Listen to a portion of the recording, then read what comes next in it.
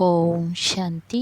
आज 30 अक्टूबर 2022 की अभिक्त रूप में चले गए प्यारे बाबा की अनमोल महावाक्य सुनते हैं। ओरिजिनल डेट है 21 नवंबर 92। बाणी का सार है, कर्म की गुह्य गति के ज्ञाता बनो। आज सर्व खजानों के देने वाले बाप सर्व बच्चों की जमा का खाता देख रहे थे। खजाने तो सर्व बच्चों को अखूट मिले हैं और सर्व को एक जैसा एक द्वारा सर्व खजाने मिले हैं। एक खजाना नहीं लेकिन अनेक खजाने प्राप्त हुए हैं। फिर भी जमा का खाता हर एक का अलग अलग है। कोई ने सर्व खजाने अच्छी रीति जमा किए हैं और कईयों ने यथाशक्ति जमा किया है, और जितना जमा किया है उतना ही चलन और चेहरे में वह रूहानी नशा दिखाई देता है। जमा करने का रूहानी फकुर अनुभव होता है। रूहानी फकुर की पहली निशानी यही है कि जितना फकुर है उतना बेफिक्र बादशाह की झलक उनके हर कर्म में दिखाई देती है। क्योंकि जहाँ रूहानी फकुर है वहाँ कोई फिक्र नहीं रह सकता। क्यों फकुर और फिक्र दोनों एक समय एक साथ नहीं रह सकते। जैसे रोशनी और अंधकार साथ नहीं रह सकते हैं। बेफिक्र बादशाह की विशेषता वह सदा प्रसन्न चित्त के बजाय प्रसन्न चित्त रहते हैं। हर कर्म में, स्व के संबंधों में व सर्व के संबंध में व प्रकृति के भी संबंध में किसी भी समय किसी भी बात में संकल्प मात्र भी क्वेश्चन मार्क नहीं होगा कि यह ऐसा क्यों व ये क्या हो रहा है, ऐसा भी होता है क्या।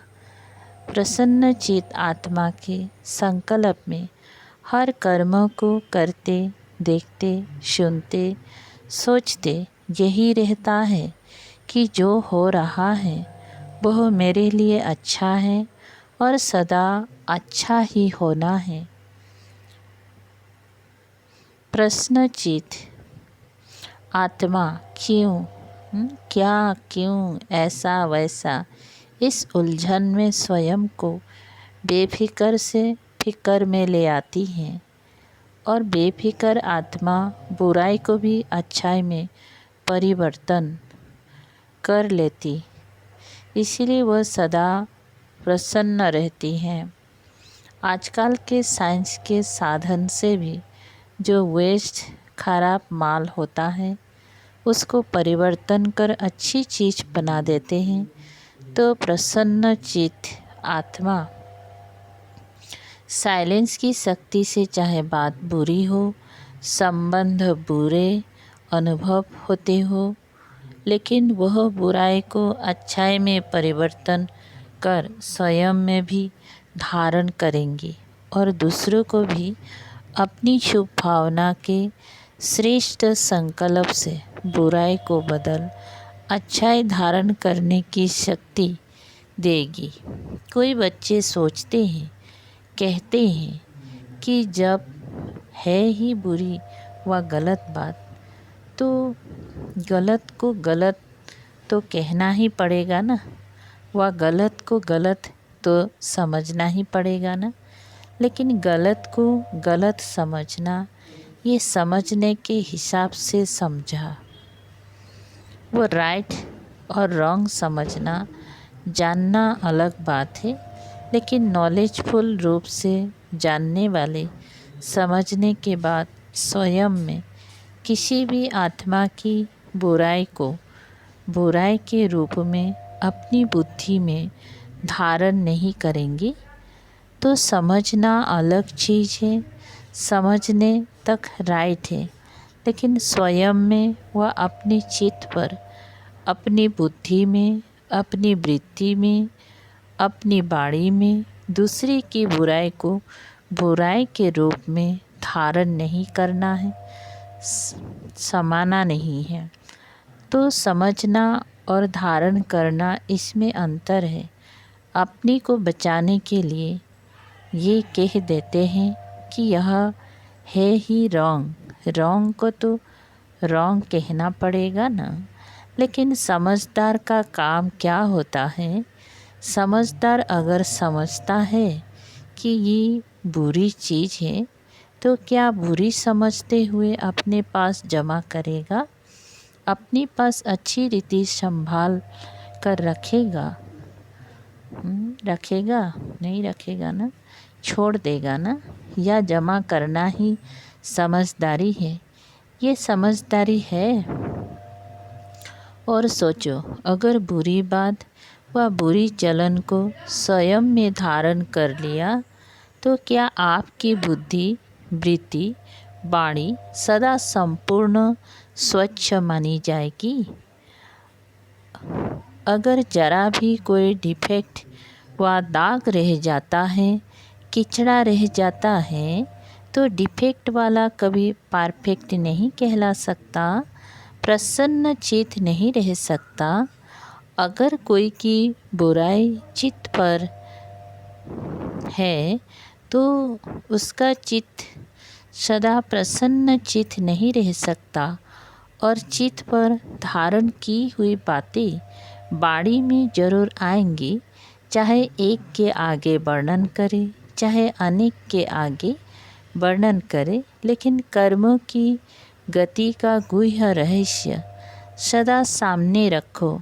अगर किसी की भी बुराई व गलत बात चित्त पर रखने के साथ वर्णन करते हो, गलत बात चित्त पर रखने के साथ वर्णन करते हो, तो ये वर्णन व्यर्थ वर्णन ऐसा ही है जैसे कोई गुंबज में आवाज़ करता है तो वो अपना ही आवाज़ और ही बड़े रूप में बदल अपने पास ही आता है।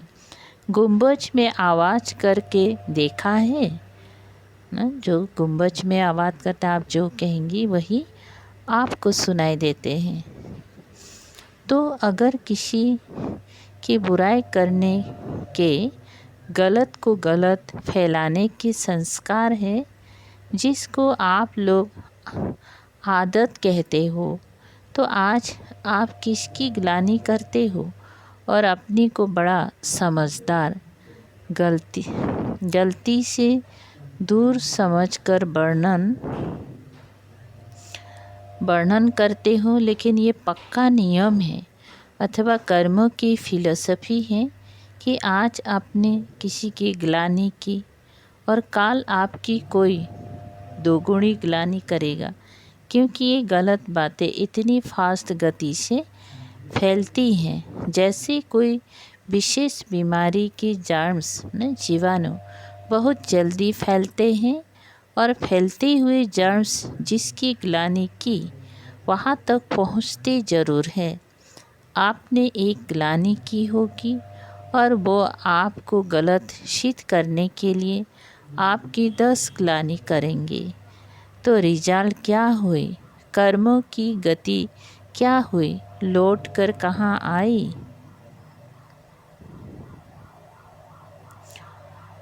अगर आपको शुभ भावना है उस आत्मा को ठीक करने की, तो गलत बात शुभ भावना के स्वरूप में विशेष निमित्त स्थान पर दे सकते हो।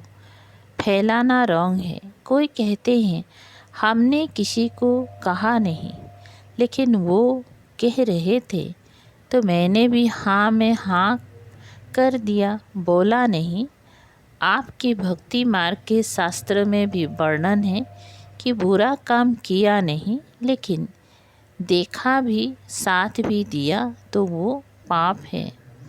हाँ में हाँ मिलाना, यह भी कर्म की गति के प्रमाण पाप में भागी बनना है।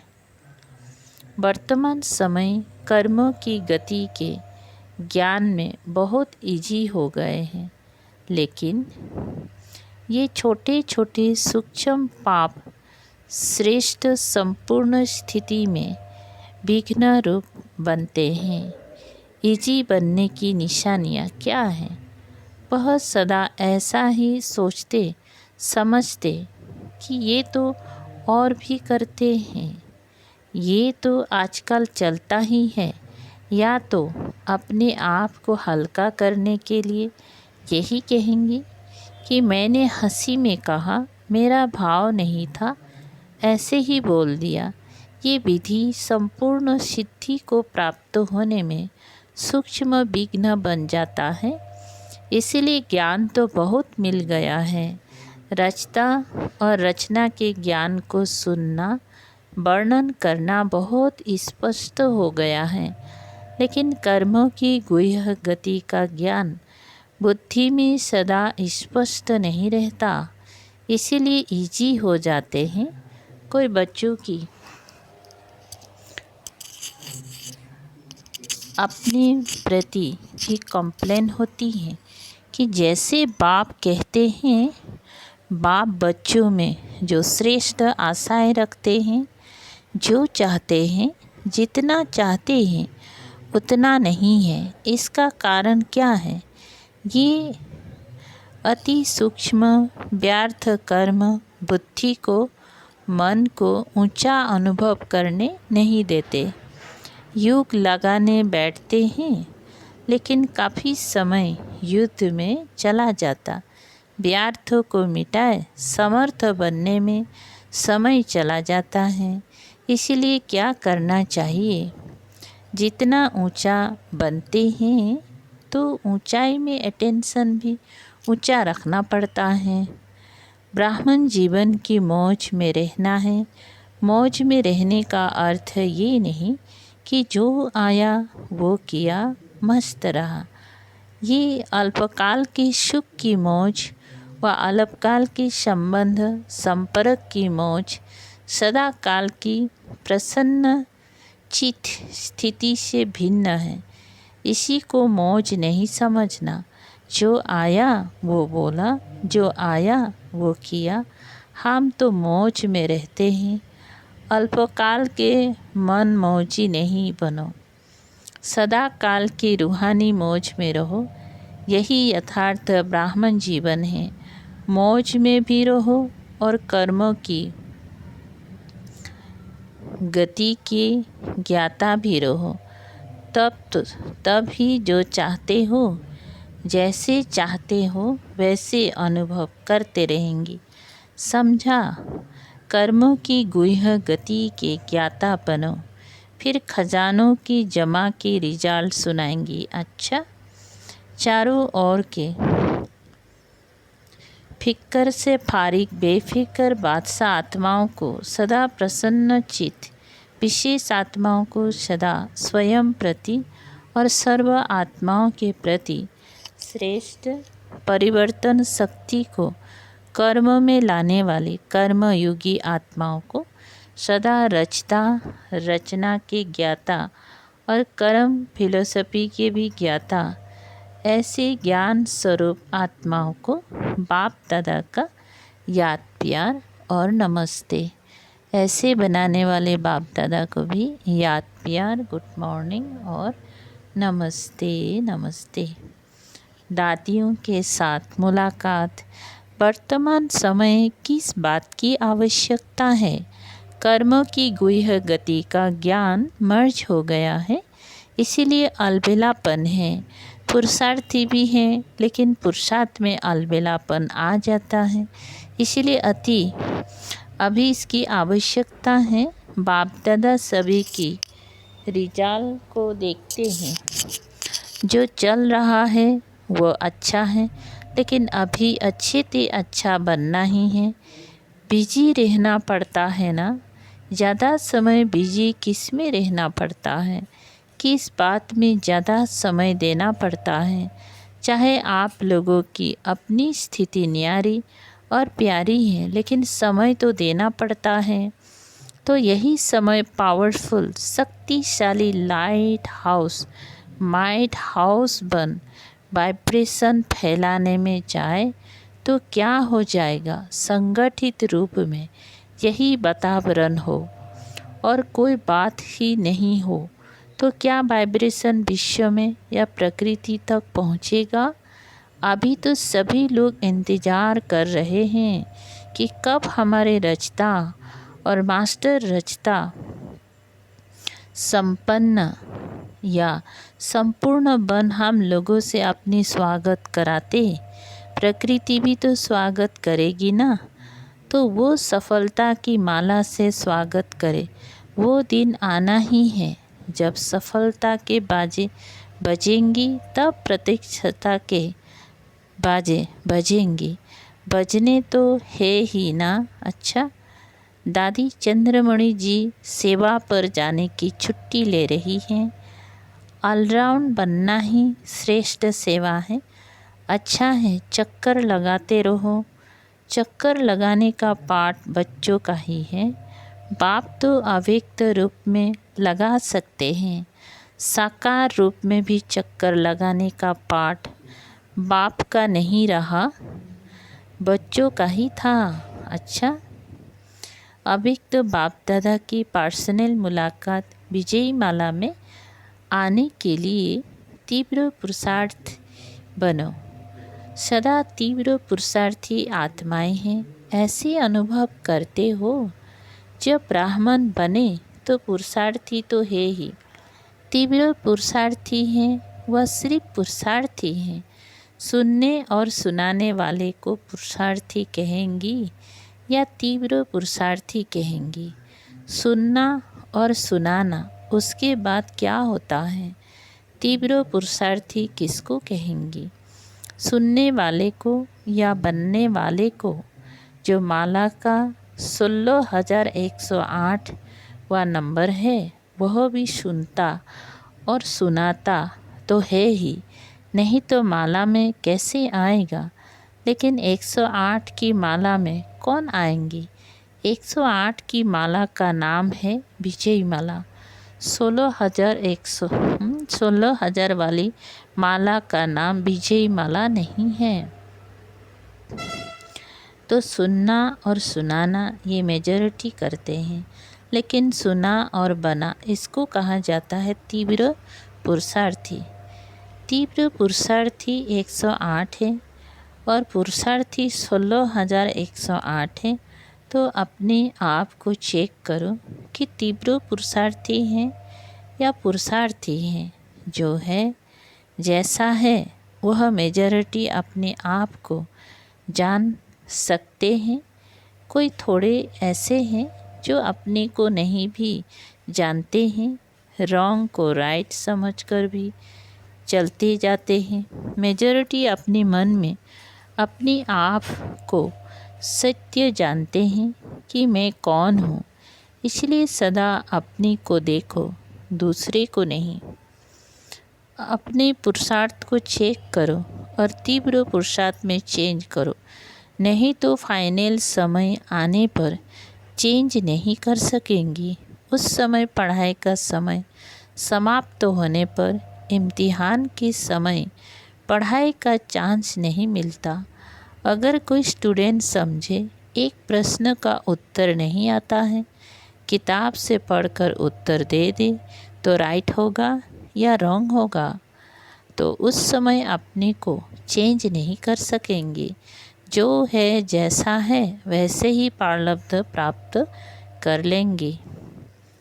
लेकिन अभी चांस है, अभी टू लेट का बोर्ड नहीं लगा है, लेट का लगा है। लेट हो गए लेकिन टू लेट नहीं, इसीलिए फिर भी मार्जिन है। कोई स्टूडेंट 6 मास में भी पास विद ऑनर हो जाते हैं अगर सही पुरुषार्थ करते हो तो। लेकिन समय समाप्त होने के बाद कुछ नहीं कर सकते। बाप भी रहम करना चाहे तो भी नहीं कर सकते। चलो ये अच्छा है, इसको मार्क्स दे दो, ये बाप कर सकता है। इसलिए अभी से चेक करो और चेंज करो। अलबेलापन छोड़ दो। ठीक है, चल रहे हैं, पहुंच जाएंगी, ये अलबेलापन है। अलबेले को इस समय तो मौज लगती है। जो अलबेला होता है उसे कोई फिक्र नहीं होता है, वो आराम को ही सब कुछ समझता है। तो अलबेलापन नहीं रखना, सदा अलर्ट। पांडव सेना होना, सेना अलबेली रहती है या अलर्ट रहती है? सेना माना अलर्ट, सावधान, खबरदार रहने वाले। अलबेला रहने वाले को सेना का सैनिक नहीं कहा जाएगा। तो अलबेलापन नहीं, अटेंशन। लेकिन अटेंशन भी नेचुरल विधि बन जाए। कोई अटेंशन का भी टेंशन रखते हैं। टेंशन की लाइफ सदा तो नहीं चल सकती। टेंशन की लाइफ थोड़ा समय चलेगी, नेचुरल नहीं चलेगी। तो अटेंशन रखना है, लेकिन नेचुरल अटेंशन आदत बन जाए। जैसे विस्मृति की आदत बन गई थी ना, नहीं चाहते भी हो जाता है। तो ये आदत बन गई ना, नेचुरल हो गई ना, ऐसे स्मृति स्वरूप रहने की आदत हो जाए, अटेंशन की आदत हो जाए। इसीलिए कहा जाता है आदत से मनुष्य आत्मा मजबूर हो जाती है, ना चाहते भी हो जाता है, इसको कहते हैं मजबूर। तो ऐसे तीव्र पुरुषार्थी बने हो। तीव्र पुरुषार्थी अर्थात विजयी, तभी माला में आ सकते हैं। बहुत काल का अभ्यास चाहिए। सदैव अलर्ट माना, सदा एवरली। आपको क्या निश्चय है? विनाश के समय तक रहेंगी या पहले भी जा सकते हैं? पहले भी जा सकते हैं ना, इसीलिए एवरली। विनाश आपका इंतज़ार करे, आप विनाश का इंतज़ार नहीं करो। वो रचना है, आप रचता हो। सदा एवरली। क्या समझा? अटेंशन रखना। जो भी कमी महसूस हो उसे बहुत जल्दी से जल्दी समाप्त करो। संपन्न बनना अर्थात कमजोरी को ख़त्म करना। ऐसे नहीं यहाँ आए तो यहाँ के, वहाँ गए तो वहाँ के। सभी तीव्र पुरुषार्थी बनकर जाना। अच्छा वरदान। विश्व से अंधकार को मिटाकर रोशनी देने वाले मास्टर ज्ञान सूर्य भव। विस्तार है, मास्टर ज्ञान सूर्य वो है जो विश्व से अंधकार को मिटाकर रोशनी देने वाला है। वो स्वयं भी प्रकाश स्वरूप, लाइट माइट स्वरूप है और दूसरों को भी लाइट माइट देने वाले हैं। जहाँ सदा रोशनी होती है वहाँ अंधकार का सवाल ही नहीं, अंधकार हो ही नहीं सकता। जो विश्व को रोशनी देने वाले हैं वो स्वयं अंधकार में नहीं रह सकते। संपूर्ण पवित्रता अर्थात रोशनी, उनके पास अंधकार अर्थात विकारों का अंश भी नहीं रह सकता। स्लोगन। स्वभाव, संस्कार, संबंध, संपर्क में लाइट रहना ही मिलनसार बनना है। अच्छा, ओम शांति। शुक्रिया बाबा।